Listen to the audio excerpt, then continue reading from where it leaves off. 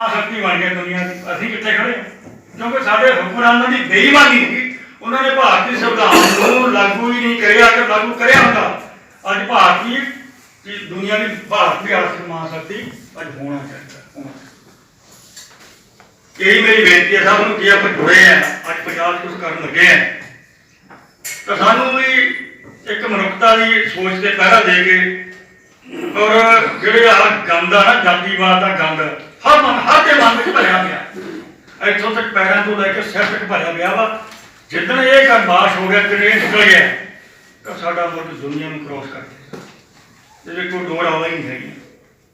सिर्फ यही सब तो बड़ा रिक्का साडी अर्थव्यवस्था च साडी एजुकेशन साडे सारे यही रिक्का सब तो बड़ा। तो असीं जेकर अपने मनां नूं साफ करके तुरांगे तो मैं अज के दिन मैनू आपके भरोसे ना कह सकता कि थोड़ी सफलता थोड़े मगर मगर तुरी फिरेगी। थोड़ी सफलता वाल नहीं बढ़ना पएगा। सफलता थोड़े मगर अपने आप ही तुरी फिरेगी। इन्होंने शब्दों में थोड़ा धन्यवाद करना। जय भीम जय भारत। वाहिगुरू जी का खालसा वाहिगुरू जी। इस नाल मैं बेनती करांगा साहब जगजीत सिंह जी मडियाणी जो कि साडे बहुत पुराने राजनीतिक साथी ने। साहब जगजीत सिंह जी मडियाणी। मेरे साथियों सारिਆਂ ਨੂੰ जय भीम जय भारत। अज असीं बड़े अहम गलबात लैके तुरे हाँ। ਉਹਦੇ ਵਿੱਚ ਸਾਨੂੰ ਸਾਰਿਆਂ ਨੂੰ ਏਕਤਾ ਦਿਖਾਉਣੀ ਚਾਹੀਦੀ ਆ। ਹੁਣ तक ਸਾਡੇ ਲੋਕਾਂ ਨੇ ਨਾ ਸੰਵਿਧਾਨ ਦੀ ਰਾਖੀ ਕਰੀ ਆ ਤੇ ਨਾ ਗੁਰੂ ਗ੍ਰੰਥ ਸਾਹਿਬ ਦੀ ਰਾਖੀ ਕਰੀ ਆ। ਸਾਨੂੰ ये दो चीज़ जिहड़े ग्रंथ ने ये सत्कारे गए ने पर साडे अज की जो पार्टी चल रही आ उन्हें उस बंदे ने फैसला किया जिन्हें गुरु ग्रंथ साहब नूं गलियां विच रोलिया अते जिहड़ा साडा संविधान आ सारिਆਂ ਨੂੰ ਪਹਿਲਾਂ उस बंदे ने अग्नि भेट करिया। पर सानू सहज पातशाह राम यही बार बार कहते रहे आ संविधान बचाओ संविधान बचाओ पर असीं संविधान की पूर्ण रूप में राखी नहीं कर सके। इस करके सानू ये धक्के खाने पैंदे ने। अज जो किसान भी बैठा एक साल कल्पदा रहा उसकी गल नहीं सुनी गई। उन्हां लोगों ने हजे तक संविधान की परिभाषा नहीं जानी। असीं लोग पार्लीमेंट का घरौ करते रहे हैं। असीं बड़े बड़े सम्मेलन करते रहे हैं। सानू सरकार की जरूरत नहीं पैंदी सी कि सानू हथ पा लवे। उसका कारण यह आ कि असीं संविधान की विचारधारा के प्रति इकट्ठे हुए जुझारू जागरूक साथियों जय भीम जय भारत। वाहिगुरू जी का खालसा वाहिगुरू जी की फतेह। मेरे साथी पीर साहब ने बहुत वधिया गल कही है कि साडे दो महान ग्रंथ होए ने गुरु ग्रंथ साहिब जी जिन्हें निमाणिया मिताणिया अपने गल नाल लाया और बाबा साहब डॉक्टर भीमराव जी जिन्होंने कानूनी तौर पर अपनी पक्की स्टैंप ला के निमाणिया मिताणिया बराबर की बल बख्शिया। ते अज उस बाबा साहब संविधान के निर्माता को मैं कोट कोट प्रणाम करदा। और जिहड़ियां राजनीतिक पार्टियां इत्थे सानू तिहारियां ऑफरियां दे रही ने असीं उन्हां तों सानू बचण दी लोड़ है। उन्हां दे वितरे सानू एक पक्का एग्रीमेंट आधारित चोण मैनीफेस्टो बनाने की लोड़ है ताकि असीं उन्हां नूं इकट्ठे होकर वोट दे सकीए। इन्हां शब्दां नाल मैं दस्सियां सारिਆਂ ਨੂੰ ਮੁਬਾਰਕਾਂ। वीरो मैं धन्यवाद करदा उन्हां वीरां दा जिन्हां ने आ मीटिंग बुला के एक दिल की गल रखण दा मौका दिता। परमात्मा भगवान वाल्मीकि महाराज ने रामायण लिख के हिंदू धर्म नूं और सारे धर्मां नूं नाल जोड़ के ऐसा मौका दिता जिहदे नाल कि आपां सारे एक सूत्र दे विच बन के काम कर सकीए। बाबा साहब डॉक्टर भीमराव अंबेडकर जी ने संविधान लिखे सानू सारिਆਂ ਨੂੰ जोड़िया पर साडे नाल वितकरे हो रहे ने वो सब नूं पता किस तरीके दे। मैं सारिਆਂ ਨੂੰ बेनती करना चाहना भी सारे ही एक मत हो के एजुकेशन के उपर जिस तरह की शुरू च गल की नूरा साहब ने ਵੀ ਐਜੂਕੇਸ਼ਨ ਨੂੰ ਲੈ ਕੇ ਸਾਡੇ ਨਾਲ ਸ਼ਰੇਆਮ ਸ਼ੋਸ਼ਣ ਹੋ ਰਹੇ ਨੇ, ਭ੍ਰਿਸ਼ਟਾਚਾਰ ਹੋ ਰਹੇ ਨੇ। ਉਹ ਕਿਸ ਤਰ੍ਹਾਂ ਹੋ ਰਹੇ?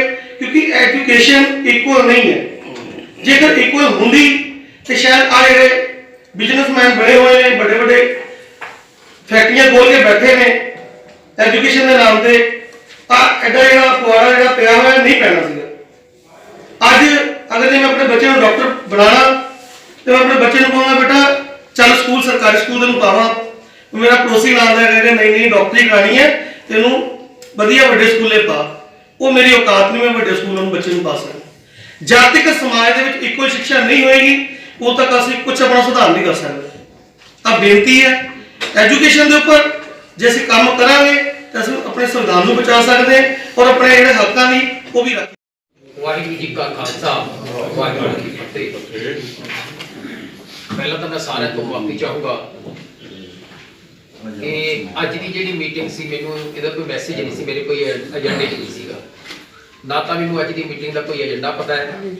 ਤੇ ਇਮੀਡੀਏਟਲੀ ਰਾਤ ਪ੍ਰਧਾਨ ਜੀ ਦਾ ਮੈਨੂੰ ਫੋਨ ਆਇਆ ਕਿ 10:30 ਵਜੇ ਕਿ ਤੁਸੀਂ ਲੁਧਿਆਣੇ ਜਾਣਾ ਹੈ।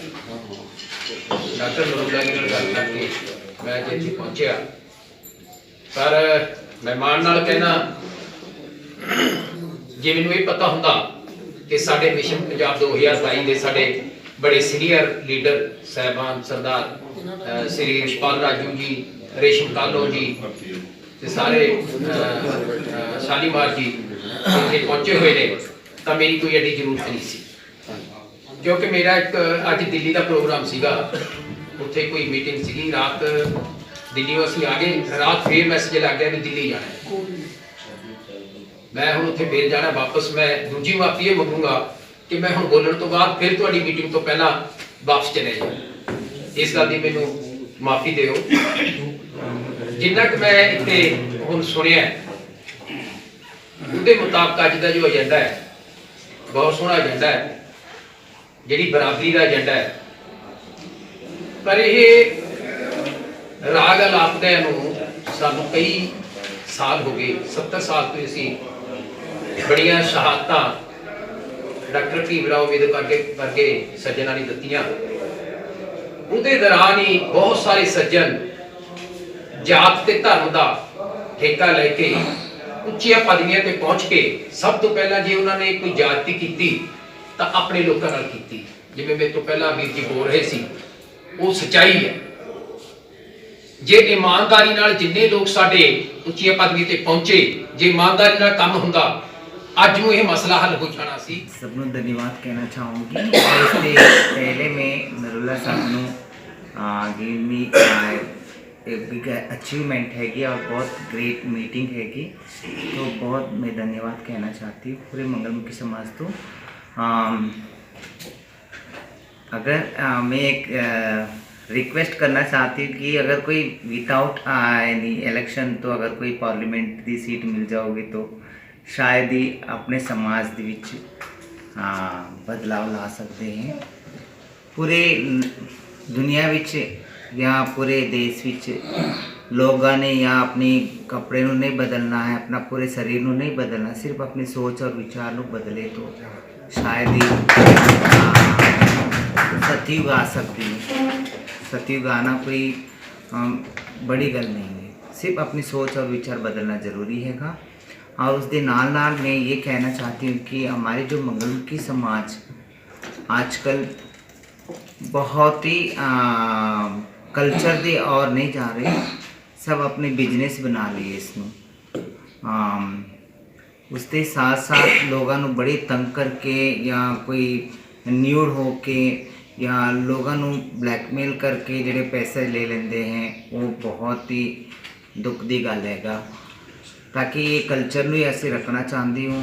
और साडे समाज विच ਜਿਹੜੇ मंगलमुखी समाज विच है ना, ਅਸੀਂ बदलाव लाना चाहती हूँ। इसके नाल नाल जो पूरे भारत विच acceptance, education, equality, main stream लाना चाहती हूँ। मेन स्ट्रीम मीनिंग एक मेल बेबी जिते फीमेल बेबी ਨੂੰ जिते एक्सेप्ट करते माँ बाप, इदा साडे वर्गे ਨਿਆਣੇ ਨੂੰ भी एक्सेप्ट करना चाहिए, ताकि कोई भी किन्नर बच्चा समझ के दे के चले जाते, किन्नर समाज विच दे के चले जाते, वो सिर्फ ऑर्गनस विच कोई कन्फ्यूज होता है, but organs is not important.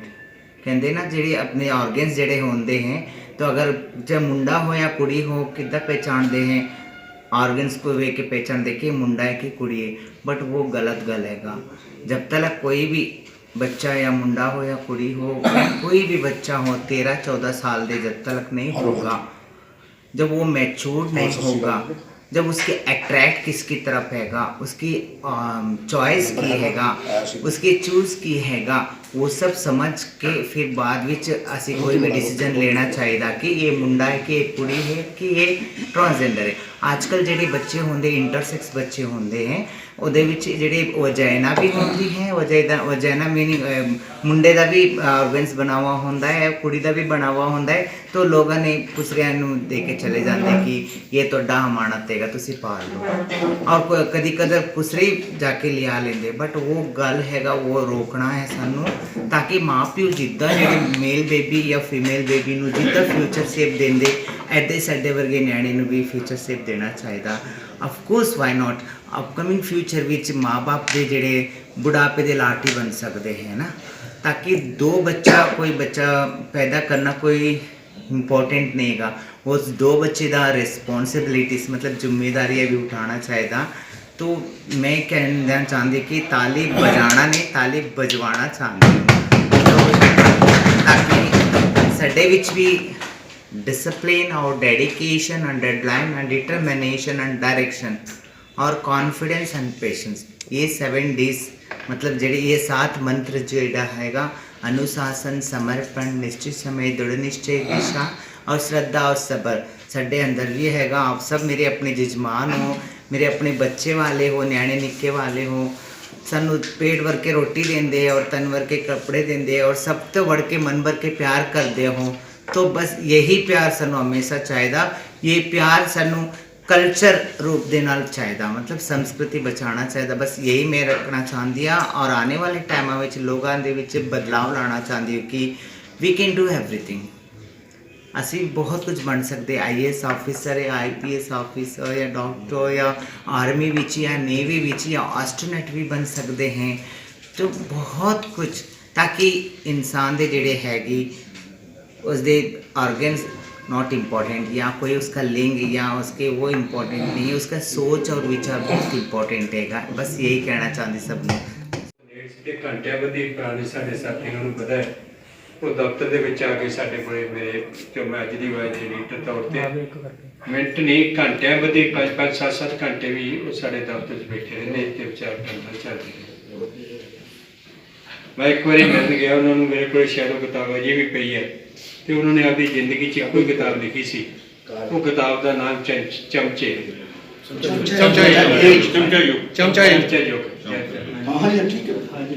तो मेरे को अज भी उन्होंने मैनू उन्होंने ज्ञान दिती।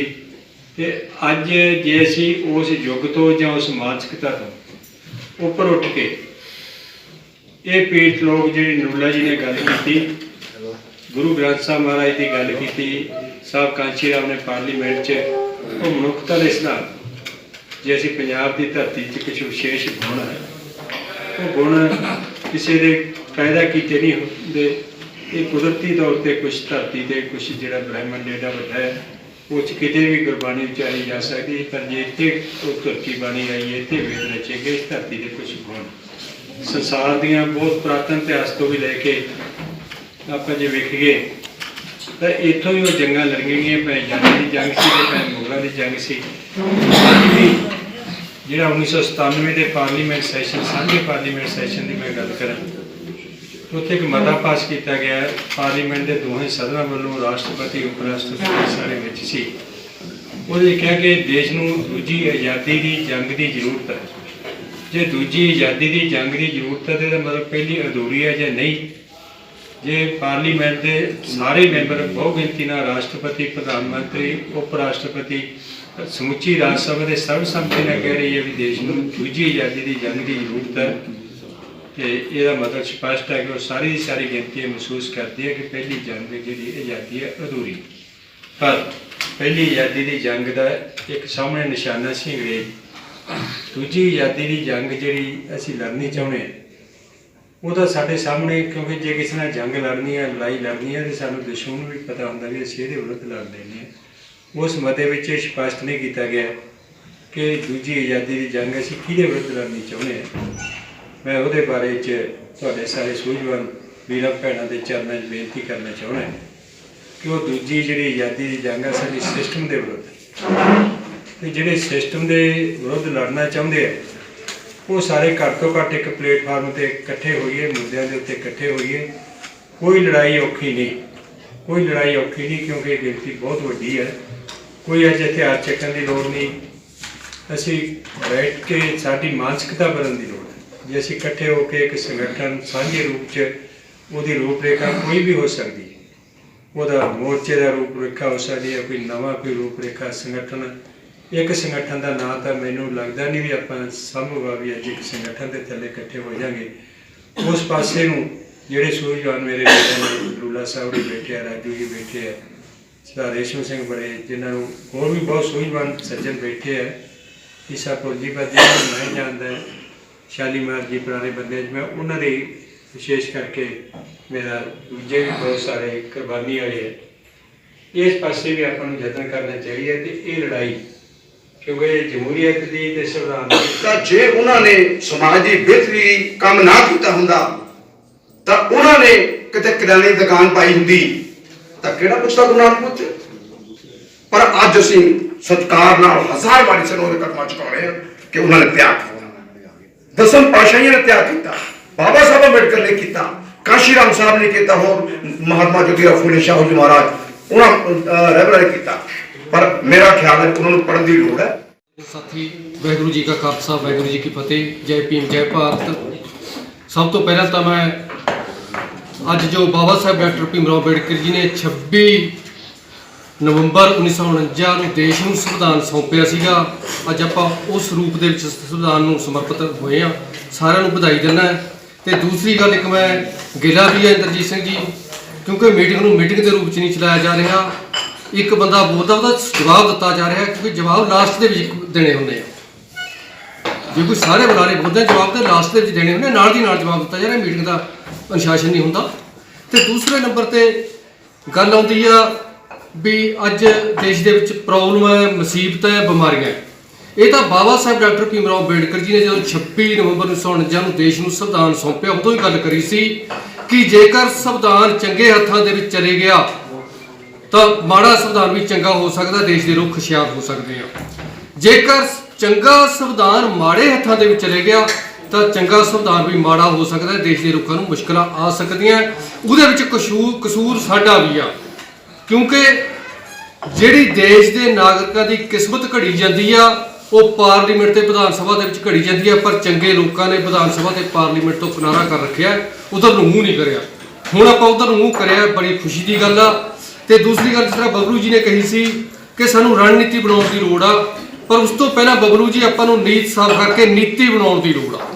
ਜਦੋਂ ਸਹੀ ਨੀਤੀ ਬਣ ਗਈ ਫਿਰ ਉਹਨੂੰ ਲਾਗੂ ਕਿੱਦਾਂ ਕਰਨਾ ਉਹ ਰਣਨੀਤੀ ਬਾਅਦ ਦੀ ਗੱਲ ਆ। ਪਹਿਲਾਂ ਸਹੀ ਸਾਫ਼ ਨੀਤੀ ਦੇ ਨਾਲ ਨੀਤੀ ਬਣਾਈਏ। ਹੁਣ ਗੱਲ ਕਿਉਂਕਿ ਬਹੁਤੀਆਂ ਵਿਚਾਰਾਂ ਕਾਫੀ ਹੋ ਚੁੱਕੀਆਂ। ਇੱਕ ਜਿਹੜਾ ਅੱਜ ਪ੍ਰਧਾਨ ਜੀ ਕਰ ਰਹੇ ਆ ਰਛਪਾਲ ਸਿੰਘ ਰਾਜੂ ਜੀ, ਕਿਉਂਕਿ ਮੈਂ ਵੀ ਲੰਮੇ ਸਮੇਂ ਤੋਂ ਜੁੜਿਆ ਹੈ ਪੰਜਾਬ ਦੇ ਵਿੱਚ। ਅੱਜ ਮੌਜੂਦਾ 4 ਫਰੰਟ ਕੰਮ ਕਰਦੇ ਆ, ਪੋਲੀਟੀਕਲ ਪਾਰਟੀਆਂ ਨੂੰ ਛੱਡ ਕੇ, ਬਾਕੀ ਵਿੱਚ ਦੇ ਨੂੰ ਛੱਡ ਕੇ, ਜਿਹੜੇ ਪੰਜਾਬ ਨੂੰ ਬਚਾਉਣ ਦੀ ਗੱਲ ਕਰਦੇ ਆ। ਨੰਬਰ 1 ਤੇ ਪੰਜਾਬ ਬਚਾਓ ਮਿਸ਼ਨ 2022 ਆ, ਜਿਹਦੀ ਅਗਵਾਈ ਚੜੂਨੀ ਜੀ ਕਰਦੇ ਆ। ਨੰਬਰ 2 ਤੇ ਹੈਗਾ ਪੰਜਾਬ ਬਚਾਓ ਸਾਂਝਾ ਫਰੰਟ, ਜਿਹਦੇ ਵਿੱਚ ਢੀਂਡਸਾ ਜੀ ਆ। ਨੰਬਰ 3 ਤੇ ਹੈਗਾ ਪੰਜਾਬ ਮੁਕਤੀ ਫਰੰਟ, ਜਿਹਦੇ ਵਿੱਚ ਜਿਹੜੇ ਆਪਣੇ ਬਠਿੰਡਾ ਸਾਹਿਬ ਉੱਠ ਕੇ ਗਏ ਆ ਉਹ ਆ। ਨੰਬਰ 5 ਤੇ ਅੱਜ ਮੈਂ ਬੈਨਰ ਦੇਖਦਾ ਇੱਕ ਪੰਜਾਬ ਬਚਾਓ ਮੋਰਚਾ ਹੈ ਨੰਬਰ 4 ਤੇ। ਇਹ 4 ਹੋਰ ਵੀ ਹੋ ਸਕਦੇ ਆ, ਪਰ ਮੈਂ ਜਿਹੜੀ ਮੇਰੀ ਨੌਲੇਜ ਦੇ 4 ਔਰ 4 ਫਰੰਟਾਂ ਦੇ ਵਿੱਚ ਰਛਪਾਲ ਸਿੰਘ ਰਾਜੂ ਜੀ ਸੀਨੀਅਰ ਤੌਰ ਤੇ ਅਹੁਦੇਦਾਰ ਮੈਂਬਰ ਆ। ਪਰ ਇਹ ਤਾੜੀ ਦੀ ਗੱਲ ਨਹੀਂ, ਇਹ ਸਾਡੀ ਬਦਕਿਸਮਤੀ ਹੈ ਵੀ ਅੱਜ 4 ਫਰੰਟਾਂ ਤੇ ਅਸੀਂ ਲੜ ਰਹੇ ਆ। ਇੱਕ ਫਰੰਟ ਕਿਦੋਂ ਬਣੂਗਾ ਸਾਡਾ? ਜੇਕਰ ਸਾਡਾ ਇੱਕ ਫਰੰਟ ਨਹੀਂ ਬਣਦਾ ਤਾਂ ਅਸੀਂ ਫੇਰ ਹੋਵਾਂਗੇ ਜਿੰਨੀ ਮਰਜ਼ੀ ਜ਼ੋਰ ਲਾ ਲਈਏ, ਜਿੰਨੇ ਮਰਜ਼ੀ ਲੜਾਈਏ। ਤਾਂ ਰਾਜੂ ਜੀ ਨੂੰ ਮੈਂ ਬੇਨਤੀ ਕਰਾਂਗਾ ਕਿ ਇਹਨਾਂ 4 ਫਰੰਟਾਂ ਨੂੰ ਇੱਕ ਪਲੇਟਫਾਰਮ ਤੇ ਇਕੱਠਾ ਕਰਕੇ ਇੱਕ ਫਰੰਟ ਬਣਾਇਆ ਜਾਵੇ, ਤਾਂ ਕਿ ਅਸੀਂ ਪੰਜਾਬ ਨੂੰ ਬਚਾ ਸਕੀਏ। ਬਾਕੀ ਜਿਹੜੀ ਗੱਲ ਆ, ਜਿਹੜੀਆਂ ਬਿਮਾਰੀਆਂ ਅਸੀਂ ਇੱਥੇ ਗਿਣੀਆਂ, ਸਾਰੇ ਬੁੱਧੀਜੀਵੀਆਂ ਨੇ ਬਿਮਾਰੀਆਂ ਗਿਣੀਆਂ, ਇਹ ਤਾਂ ਕਿਉਂਕਿ ਦੇਸ਼ ਦੇ ਉੱਤੇ ਜਿਹੜੇ ਹੁਕਮਰਾਨ ਲੋਕ ਆ ਉਹਨਾਂ ਨੇ ਸੰਵਿਧਾਨ ਨੂੰ ਸਾਈਡ ਤੇ ਕਰਕੇ ਦੋ ਕਿਤਾਬਾਂ ਦੇ ਨਾਲ ਦੇਸ਼ ਨੂੰ ਚਲਾ ਰਹੇ ਆ। ਇੱਕ ਹੈਡਗੇਵਾਰ ਨੇ ਜੋ ਲਿਖੀਆਂ ਹੋਈਆਂ ਬੈਂਚ ਆਫ ਥਾਟਸ, ਤੇ ਦੂਸਰੀ ਕਿਤਾਬ ਹੈਗੀ ਆ ਵੀ ਆਰ ਆਵਰ ਨੇਸ਼ਨਹੁੱਡ ਡਿਫਾਈਨਡ। ਇਹ ਸਾਰੀਆਂ ਬਿਮਾਰੀਆਂ ਉਹਨਾਂ ਕਿਤਾਬਾਂ ਦੇ ਵਿੱਚ ਲਿਖੀਆਂ ਹੋਈਆਂ ਕਿ ਇਸ ਦੇਸ਼ ਦੇ ਵਿੱਚ ਤੁਸੀਂ ਅਨਪੜ੍ਹਤਾ ਵੀ ਫੈਲਾਓ, ਗਰੀਬੀ ਵੀ ਫੈਲਾਓ, ਬਲਾਤਕਾਰ ਵੀ ਕਰੋ, ਨਸ਼ੇ ਵੀ ਵੰਡੋ, ਗਰੀਬਾਂ ਨੂੰ ਮਾਰੋ ਵੀ, ਲੁੱਟੋ ਵੀ। ਉਹਨਾਂ ਕਿਤਾਬਾਂ 'ਚ ਸਾਰਾ ਕੁਝ ਲਿਖਿਆ ਹੋਇਆ ਕਿ ਜੇਕਰ ਤੁਸੀਂ ਪੱਕੇ ਤੌਰ ਤੇ ਦੇਸ਼ ਦੇ ਉੱਤੇ ਸ਼ਾਸਨ ਕਰਨਾ ਹੈ, ਆਪਣੀ ਜਿਹੜੀ ਜਾਤੀ ਨੂੰ ਸੁਪਰੇਟ ਕਰਨਾ ਹੈ, ਤਾਂ ਇਹ ਤੁਹਾਨੂੰ ਦੇਸ਼ ਦੇ ਵਿੱਚ ਕਰਨਾ ਪੈਣਾ ਹੈ। ਤਾਂ ਆਓ ਆਪਾਂ ਰਲ ਕੇ ਇੱਕ ਪਲੇਟਫਾਰਮ ਬਣਾ ਕੇ, ਇੱਕ ਪਲੇਟਫਾਰਮ ਤੇ ਲੜ ਕੇ ਸੰਵਿਧਾਨ ਨੂੰ ਸੈਂਟਰ ਦੇ ਵਿੱਚ ਲਿਆਈਏ। ਜਿਹੜੀਆਂ ਕਿਤਾਬਾਂ ਦੇ ਰਾਹੀਂ ਜਿਹੜਾ ਦੇਸ਼ ਚਲਾਇਆ ਜਾ ਰਿਹਾ ਉਹਨਾਂ ਨੂੰ ਸਾਈਡ ਤੇ ਕਰੀਏ। ਇਹਨਾਂ ਸ਼ਬਦਾਂ ਨਾਲ ਫਤਿਹ ਅਰਜ਼ ਕਰਦਾ। ਵਾਹਿਗੁਰੂ ਜੀ ਕਾ ਖਾਲਸਾ, ਵਾਹਿਗੁਰੂ ਜੀ ਕੀ ਫਤਿਹ। ਮੈਂ ਸਭ ਤੋਂ ਪਹਿਲਾਂ ਤਾਂ ਮਾਫੀ ਚਾਹੁੰਦਾ ਹਾਂ ਕਿ ਟਾਈਮ 1 ਵਜੇ ਦਾ ਦਿੱਤਾ ਗਿਆ ਸੀ, ਮੈਂ ਲੇਟ ਥੋੜੇ ਜਿਹੇ ਹੋ ਗਏ, ਕੋਈ ਪ੍ਰੋਬਲਮ ਕਰਕੇ ਲੇਟ ਹੋ ਗਏ, ਮਾਫੀ ਚਾਹੁੰਦੇ ਹਾਂ। ਤੇ ਜੋ ਅੱਜ ਦਾ ਏਜੰਡਾ ਪੰਜਾਬ ਪੰਜਾਬੀਅਤ ਬਾਰੇ, ਉਹਦੇ ਲਈ ਮੈਂ ਜਿੰਨੇ ਕੁ ਵਿਚਾਰ ਸੁਣੇ ਆ, ਤਾਂ ਮੈਂ ਸਮਝਦਾ ਕਿ ਦਰਦ ਆਪਣਾ ਸਾਰਿਆਂ ਦਾ ਇੱਕੋ ਹੀ ਆ, ਪਰ ਕਿਤੇ ਨਾ ਕਿਤੇ ਨਿੱਜ ਸਵਾਰਥ ਹਾਵੀ ਨੇ ਆਪਣੀ ਸੋਚ ਦੇ ਉੱਤੇ। ਜਿਹੜੀ ਗੱਲ ਆਪਾਂ ਕਰਨੀ ਚਾਹੁੰਦੇ ਆ ਪੰਜਾਬ ਪੰਜਾਬੀਅਤ ਦੀ, ਉਹ ਵਿੱਚ ਨਹੀਂ ਦਿਸ ਰਹੀ, ਉਹ ਲਾਂਭੇ ਦਿਸ ਰਹੀ ਆ। ਮੇਰੀ ਗੱਲ ਥੋੜੀ ਕੌੜੀ ਆ ਪਰ ਸੱਚਾਈ ਆ। ਮੈਂ ਕਹਿੰਦਾ ਮੇਰੀ ਪਾਰਟੀ ਨਾਲ ਜੁੜ ਜਾਓ, ਨਰੂਲਾ ਜੀ ਕਹਿਣਗੇ ਮੇਰੀ ਪਾਰਟੀ ਨਾਲ ਜੁੜ ਜਾਓ, ਕੋਈ ਹੋਰ ਸਾਡੀਆਂ ਸ਼ਖਸੀਅਤਾਂ ਕਹਿਣਗੀਆਂ ਮੇਰੀ ਪਾਰਟੀ ਨਾਲ ਜੁੜ ਜਾਓ। ਮੁੱਦਾ ਇਹ ਨਹੀਂ ਹੈ। ਮੁੱਦਾ ਸਾਡਾ ਹੈਗਾ ਅੱਜ ਦਾ ਕਿ ਅਸੀਂ ਪੰਜਾਬ ਵਾਸਤੇ, ਆਪਣੀ ਸਟੇਟ ਵਾਸਤੇ ਅਸੀਂ ਕੀ ਕਰ ਸਕਦੇ ਹਾਂ। ਜੇ ਅਸੀਂ ਸਟੇਟ ਨੂੰ ਚੰਗਾ ਕਰ ਸਕਦੇ ਹਾਂ ਤੇ ਅਸੀਂ ਦੇਸ਼ ਲਈ ਵੀ ਕੁਝ